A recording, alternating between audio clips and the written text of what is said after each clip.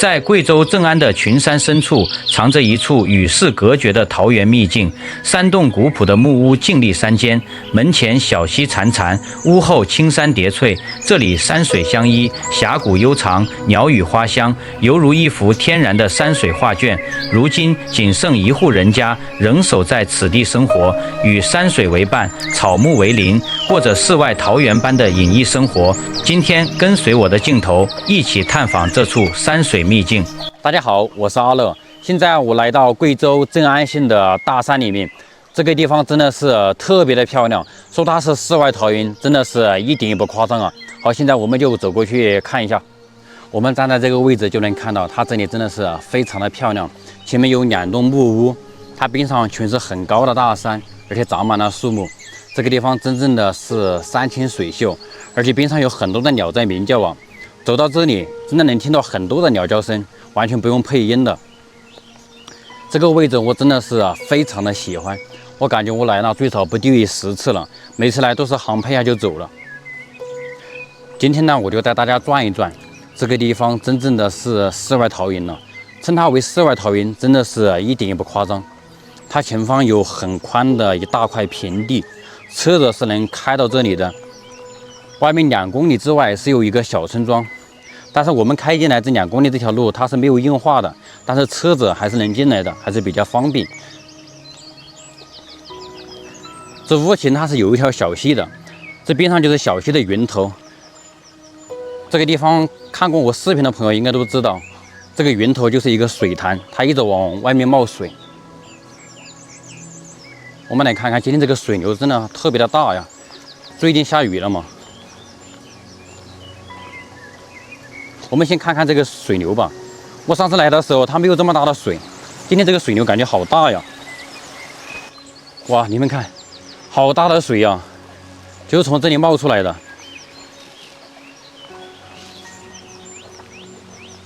我上次来的时候真的没有这么大的水，这是第一次来遇到这么大的水。你们看这前面，已经把这个地方装得满满的了。这个水潭这样看的话，它是蓝色的。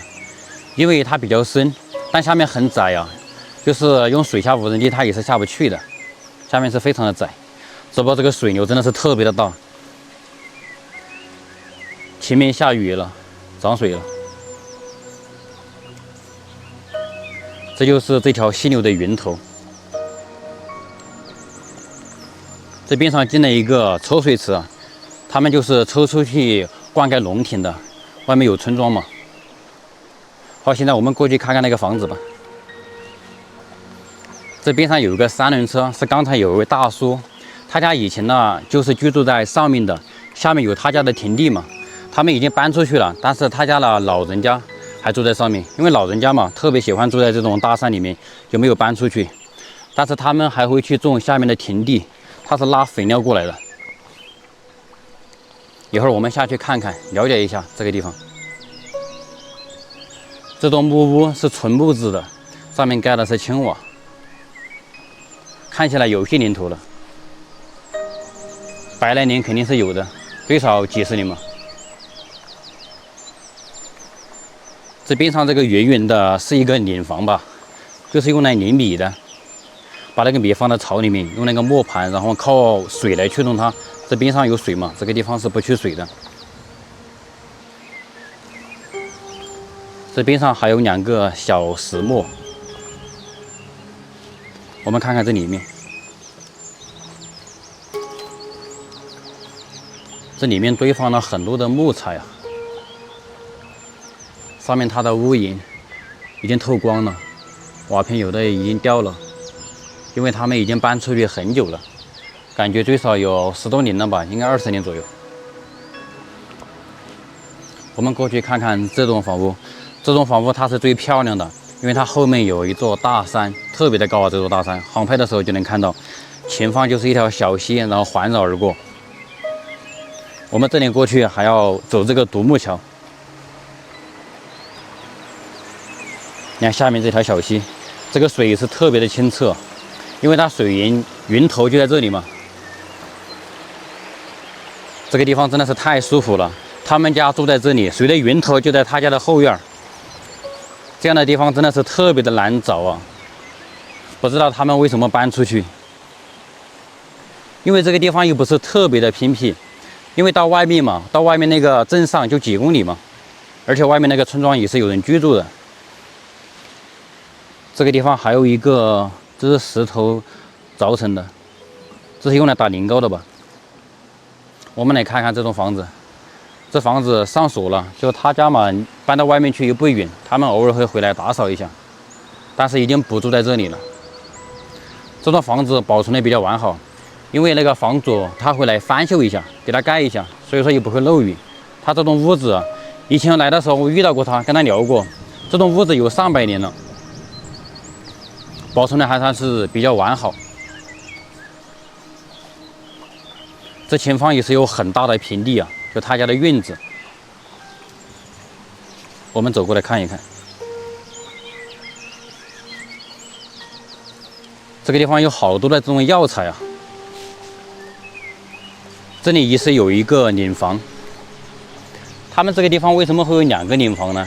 应该是外面的村庄以前也会把米背到这里面来碾米的，应该是这样，因为这里面有水嘛。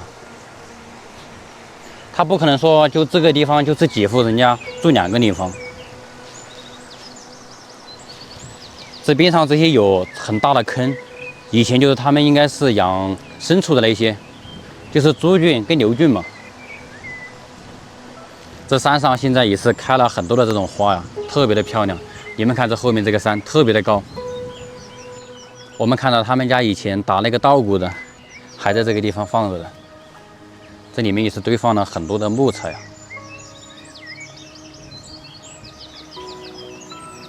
在我们贵州农村，每家每户都会有这个石磨，这些都是老古董了。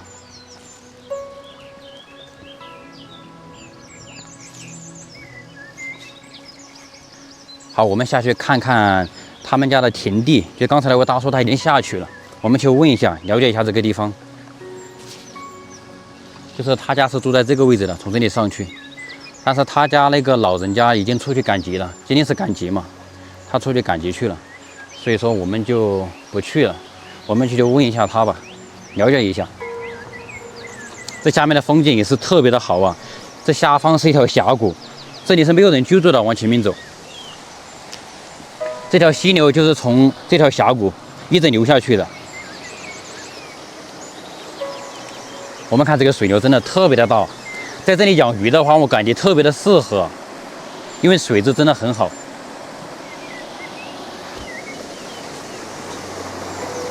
好大的水流！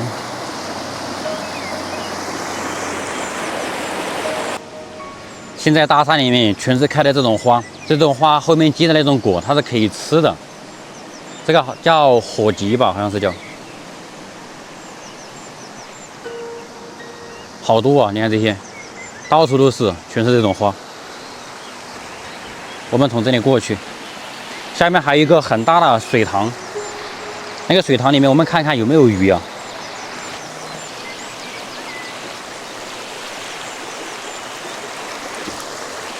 这个地方真的是太舒服了，走到这里来，特别的放松。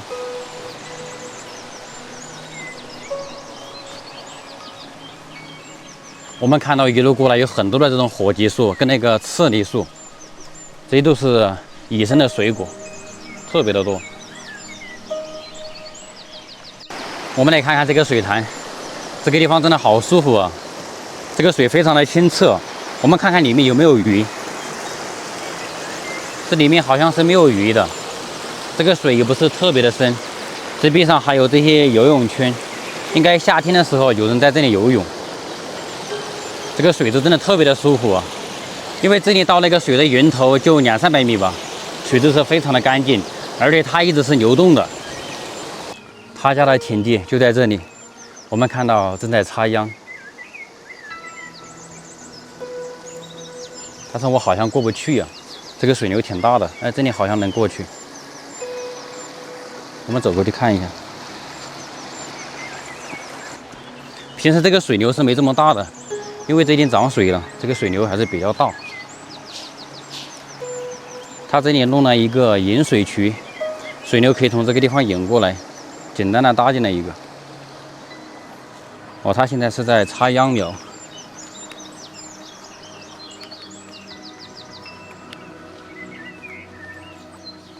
哎，他人呢？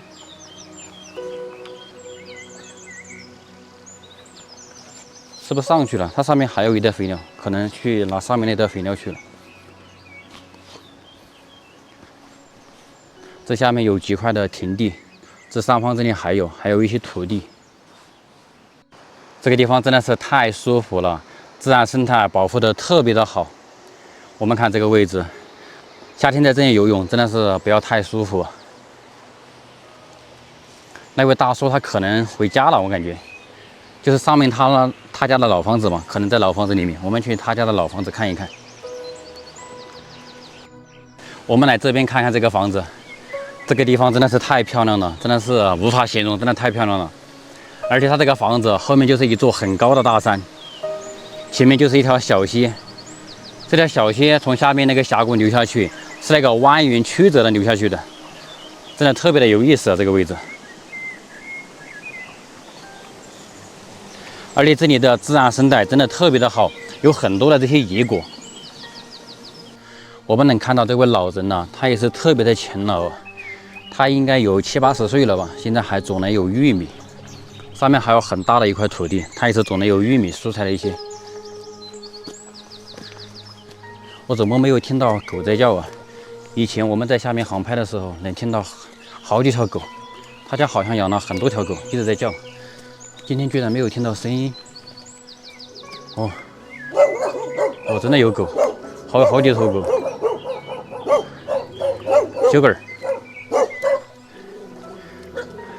小狗儿，这狗它没有套起来的。里面这一条在屋里面。这个地方它育了很多的菜苗，有辣椒啊、冬瓜那一些。但是这个院子比较乱呀，因为就一位老人家居住嘛。这个木房子看起来也是有些年头了。他喂了2只狗，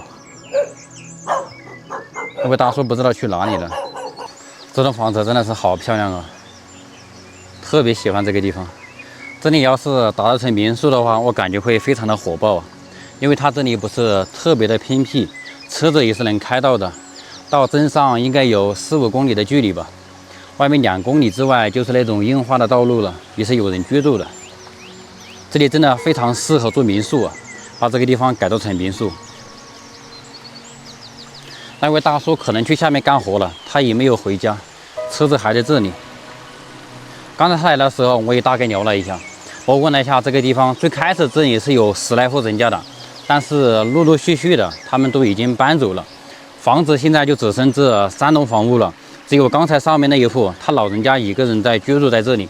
这边上这2栋房屋已经没有人居住了，已经废弃了，全部都已经搬出去了。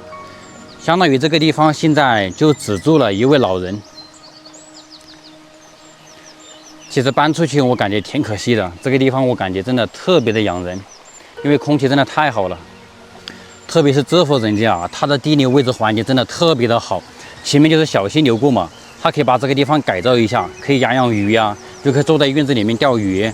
它这边就建成民宿嘛，可以在这里居住吃饭，我感觉弄出来肯定会特别的火爆。如果真的他要是把这个地方改造成民宿啊，我肯定会隔3差5的就来住几天的，因为我真的特别喜欢这个地方。这个地方它是有定位的。如果有朋友想过来玩，直接导航镇安县4坪乡龙塘沟就能到达这个位置了。这个地方它是可以露营，也是可以野炊那些的。但是希望大家过来玩的时候，把那些生活垃圾给它带走，因为这里它是没有人清理的。好，今天的视频就分享到这里了，感谢大家的收看，我们下一期再见。